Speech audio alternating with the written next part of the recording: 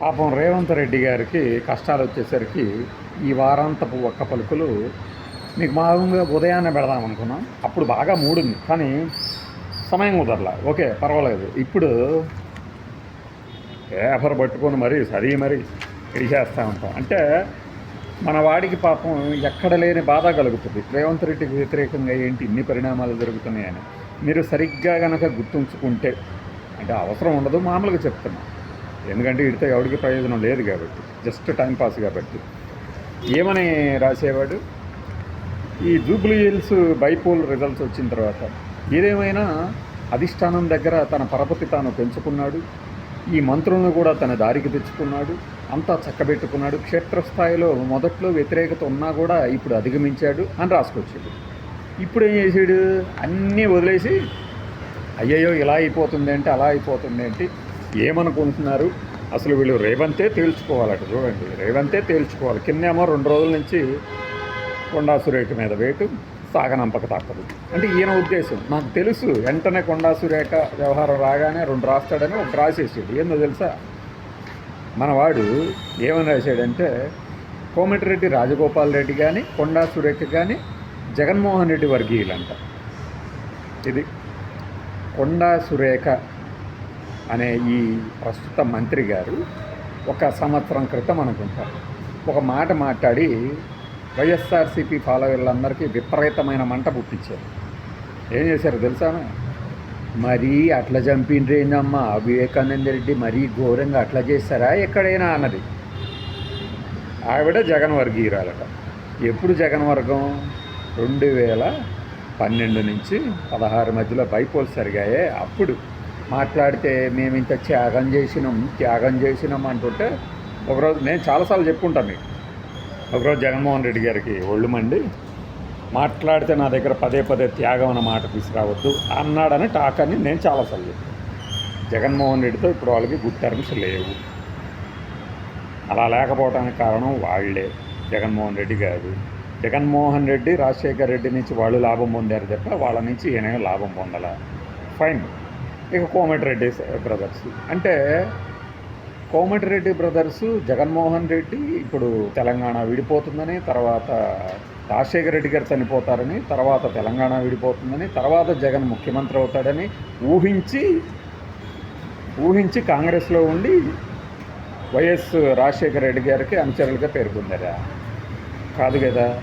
మరి ఎలా చెప్తావు కోమటిరెడ్డి రాజగోపాల్ రెడ్డి ఆ లెక్కన పొంగులేటిని కూడా ఎందుకు వదిలేసావు? మరి రాసుకొస్తాడు మనవాడు, ఎంత గొప్పగా రాస్తాడంటే, క్షేత్రస్థాయిలో కథన కుతూహలంతో ముందుకు దూసుకున్న భారత రాష్ట్ర సమితిని ఎదుర్కోవడం ఎలా అని ఆలోచించకుండా, అదేంటి నిన్న మొన్నటిదాకా అసలు బీఆర్ఎస్ సతికిలబడింది, అసలు ఆ పార్టీ అంటేనే జనం యావగించుకుంటున్నారని రాశాడుగా. ఇప్పుడు మళ్ళీ కథన కుతూహలం అంటారు. ఎవరిది బాధ్యత? ఎమ్మెల్యే రాజగోపాలరెడ్డి, మంత్రి కొండా సురేఖ కుమార్తె సుస్మితా పటేల్, ఇంకా ఒకరి తర్వాత ఒకరు ముఖ్యమంత్రి రేవంత్ రెడ్డిపై విమర్శలు ఎక్కుపెట్టడం యాదృచ్ఛికమని భావించలేని పరిస్థితి. నువ్వు అసలు భావించకు. అందరు కలిసి కుట్రే చేస్తున్నారనుకో. మరి కేసీఆర్కి వ్యతిరేకంగా కొంతమంది బీఆర్ఎస్లో ఉన్నవాళ్ళు మాట్లాడటమే దేనికి సంకేతం? అప్పట్లో రాజశేఖర్ రెడ్డి కొడుకు జగన్మోహన్ రెడ్డికి వ్యతిరేకంగా జగన్మోహన్ రెడ్డి పార్టీలోని వాళ్ళు వ్యతిరేకించి బయటికి రావటం దేనికి సంకేతం అన్నది? అవన్నీ కుట్రలు కాదు, ఇవి మాత్రం కుట్రల. పైగా ప్రతిదానికి జగన్మోహన్ రెడ్డి కేటీఆర్ కలిసిపోతున్నారు. చంద్రబాబు నాయుడు గారేమో అలా. నిన్న మొన్నటిదాకా అసలు చంద్రబాబు గారు ఏపీ రాజకీయాలు చూసుకుంటున్నారు, తెలంగాణను పట్టించుకోవట్లేదు అని చెబుతూ, రాకపోవటమే ఉత్తమం అని చెబుతూ, ఇప్పుడేమో కేసీఆర్ జగన్ కలుస్తున్నారు, బలపడుతున్నారు. వీళ్ళేమో చంద్రబాబు నాయుడు రేవంత్ రెడ్డి మళ్ళీ సన్నిహితంగా మెలుగుతున్నారని ఎట్లా రాస్తున్నారు? ఏం రాయాలనుకుంటున్నారు? చంద్రబాబు నాయుడు గారు రేవంత్ రెడ్డి గారు కలిస్తేనేమో అది చక్కని విషయమా? కేసీఆర్ జగన్మోహన్ రెడ్డి కలిసి నడుస్తున్నారు అంటే మాత్రం అది చెడ్డ విషయమా? ఎలా జస్టిఫై చేస్తావు? 2 రాజకీయ పార్టీలు వాళ్ళ రాజకీయ పార్టీల లక్ష్యాల కోసం, ప్రయోజనాల కోసం మాత్రం పనిచేస్తాయి. అది కుట్ర. సరే, మనం చేసేది ఏంది మరి? పొద్దున్న లేచిన దగ్గర నుంచి భజన తప్పితే వేరేదేమైనా చేస్తామా? అవి ఇంకా రేవంత్ రెడ్డి తెలుసుకోవాలి. ఇలా అయితే ఎలా? రేవంత్ రెడ్డినన్నా పక్కకు తప్పించి వేరే వాళ్ళకన్నా అప్పచెప్పాలి. ఇక్కడ రాసుకొచ్చాడు చూడండి. ఈ పరిస్థితికి అడ్డుకట్ట వేయాల్సిన బాధ్యత సీఎం రేవంత్ రెడ్డి పైనే కాదు, కాంగ్రెస్ అధిష్టానంపై కూడా ఉంది. అబ్బా, మన పార్టీ డిస్కషన్లో మహారాష్ట్ర అసెంబ్లీ ఎన్నికల్లో ఓడిపోతే ఇది ఫెచ్చింగ్, నేను చెప్తున్నా కదా, ఇప్పుడు ఫెచ్చింగ్ ఇది అని జీవీ రెడ్డి అని పార్టీలో చేరినట్టు సంవత్సరంలోనే మారేసి వెళ్ళిపోయాడు రాజకీయాలు. ఆ జీవీ రెడ్డి అన్నాడా లేదా అప్పుడు? అంటేనే ఇంకొక ఆయన కూడా డిబేటర్ కూడా యువర్ రైట్ అంటాం. మహారాష్ట్రలో కాంగ్రెస్ ఓడిపోతే రేవంత్ రెడ్డికి బలం పెరిగిందా అంటే, అక్కడ కనుక కాంగ్రెస్ గెలిస్తే అది రాహుల్ గాంధీ వచ్చేసి నువ్వు కూడా నేను చెప్పినట్టు వినాలి అంటాడు. ఇప్పుడేమో ఓడిపోవటం వల్ల అర్రే ఒకటే కాంగ్రెస్ ఉంది, ఒక చోటే ఉంది కాబట్టి మనం ఆయన చెప్పినట్టు వినాలని కాంగ్రెస్ వాళ్ళు అనుకుంటారా? ఫైన్, బాగానే ఉంది. ముఖ్యమంత్రి రేవంత్ రెడ్డిపై నమ్మకం లేకపోతే ఆ విషయం చెప్పి ఆయనను తప్పించి మరొకరిని ముఖ్యమంత్రిని చేయాలి. అలా కాదనుకుంటే రేవంత్ రెడ్డికి తగిన స్వేచ్ఛ ఇవ్వాలి, సీఎంకి అండగా నిలబడాలి. నువ్వు చెప్పు మరి పవన్ కళ్యాణ్కి ఎవరికి అండగా నిలబడాలి, చంద్రబాబుకి ఎవరు అండగా నిలబడాలి, జగన్కి ఎవరికి అండగా నిలబడాలి నువ్వు చెప్పు. అంతేగాని సాక్ష్యవేత్త ధోరణి ప్రదర్శించడం వల్ల పరిస్థితి చేయి దాటిపోతుంది. అర్రే నీకేమైందమ్మా? ప్రజల్లో ఇప్పటికే ప్రభుత్వ వ్యతిరేకత విస్తరిస్తుంది. అయ్యయ్యో వారంలోనే విస్తరించిందా అమీబాలాగా? పోయిన వారం అంతకుముందు వారం రాశాం కదమ్మా, సానుకూల ధోరణి ఉంది, అద్భుతంగా ఉన్నాయి పథకాలు, పాపం కష్టంలో ఉన్నా కూడా అనేక పథకాలు అమలు చేస్తున్నాడని ఆయన గద్దెనెక్కక ముందు నుంచి కాంగ్రెస్ విజయం సాధించింది అన్న రోజుల నుంచి దాదాపుగా 3 ఏళ్ల నుంచి మొదటి రోజు నుంచే మొదలుపెట్టింది కదా. అయ్యయ్యో ఇన్ని కష్టాలు ఉన్నాయి, ఏమైంది, ఇన్ని పథకాలు లేకపోతే అన్ని మొదలుపెట్టింది. ఇదిగో ఇదే పత్రిక.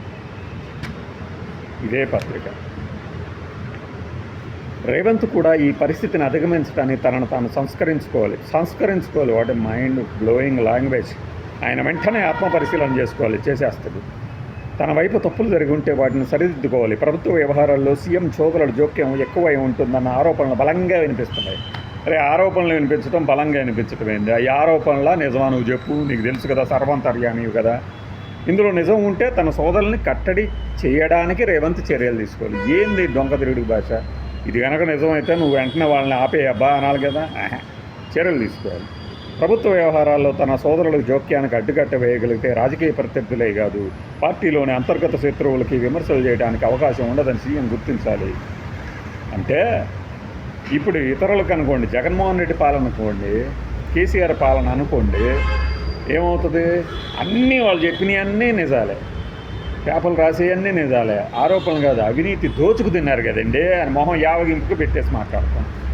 అదే మనం నెత్తి మీద మోస్తున్నాంగా, ఎందుకంటే మనకు అనుకూలంగా ఉంటాడుగా.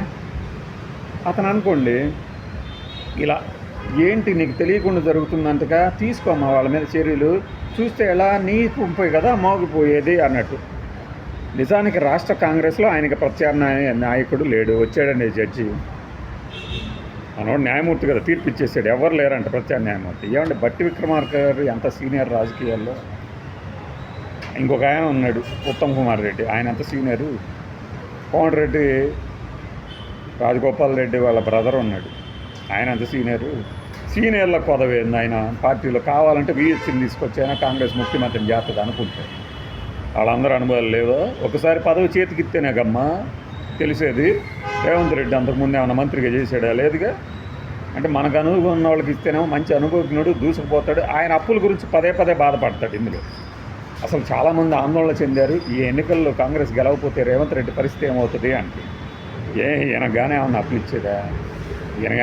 ఇచ్చాడా? నాకు అర్థం కాలే మరి. అప్పులు అంటే అప్పులు మాత్రం ఈయనకు తెలిసి చేయగలిగినప్పుడు ఈయన బ్రదర్స్ ఇప్పుడు ఏమన్నా పాలనా వ్యవహారాల్లో చేతులు పెడుతుంది లేదు, వీళ్ళకి తెలియదా మరి ఎప్పుడు? ఎందుకు ఈ డొంక తిరుగుడు? రేవంత్ తేల్చుకోవాలంట, జనం తేల్చుకుంటారు, రేవంత్ రెడ్డి తేల్చుకున్నా లేకపోయినా. సీఎం అంటే మంత్రులు ఎమ్మెల్యేల్లో గౌరవం లేదా భయం ఉండాలి. ఈ రెండిటికి ఏదో ఒకటి లేనప్పుడు ఆ పదవిలో కొనసాగినా ఒకటే, కొనసాగకపోయినా ఒకటే. చూసారా, ఇది ఈ లైన్ చూసి నాకు ఒళ్ళు మండింది పొద్దున్నే. నువ్వు ఎవడివిరా బాబు చెప్పటానికి ఆయనకి అని. ఎందుకంటే చాలామందిని చూసే వచ్చాడు కదా. పైగా తాను ముఖ్యమంత్రిని అవుతాను అని దాదాపు 15 ఏళ్ల క్రితమే చెప్పగలిగిన ఆ వ్యక్తికి ఇవన్నీ అత్తయ్యని తెలియదా? ఆ పదవిలో కొనసాగిపోయినా ఒకటి. ఈ వాస్తవాన్ని గుర్తించి దృఢచిత్తంతో వ్యవహరించి బలమైన నాయకుడిగా ఎదగడమా అంటే ఏంది? ఎదగలేదా?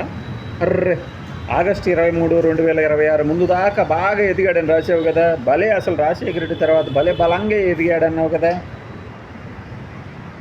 అన్నది ఎదగడమా లేదా అన్నది రేవంత్ అనుసరించబోయే వైఖరిని బట్టి ఉంటుంది అంట. ఇది నువ్వు చెప్పాలా మరి? ఇది నువ్వు చెప్పాలా? రాబోయే రోజుల్లో పరిణామాలను బట్టి ఎవరన్నా అర్థం చేసుకోలేరా? ఇప్పుడు కొండా సురేఖ మీద వెయిట్ ఉంటుందా ఉండదా? మనోడు ఎందుకు రాయలేకపోతున్నాడు? ఎందుకు రాయలేకపోయాడు? నాకు అన్ని చోట్ల సోర్స్ ఉన్నాయి, సోర్స్ ఉంటేనే రాస్తాను, సోర్స్ ఎట్ట బయటికి చెప్తాను అనుకునేవాళ్ళు ఇవన్నీ చెప్పాలి కదా. ఇది నా మినిమమ్ బేసిక్ క్వశ్చన్. ఇది ఏ వారాంతపు ఒక్క పలుకులోనైనా జగన్మోహన్ రెడ్డి అనే దినుసు లేకపోతే చదవరు, చూడరు, నాలాంటి వాళ్ళు మాట్లాడరు. అందువల్ల చేత ఈ వారం ఇలా వేయడం జరిగినది. చేత అయితే డైరెక్ట్గా రాయాలి. రేవంత్ రెడ్డి నువ్వు ముఖ్యమంత్రి, నువ్వు నిర్ణయం తీసుకో. నీ గురించి విమర్శిస్తుంటే ఎందుకు నువ్వు తీసేయలేవు? అధిష్టానం నీకు చేతులు కట్టేసిందా? అంతే. అదే మనం అట్ట రాస్తాం. అలా రాస్తే మనం ఈ ఈళ్ళెందుకు అవుతాం? అతను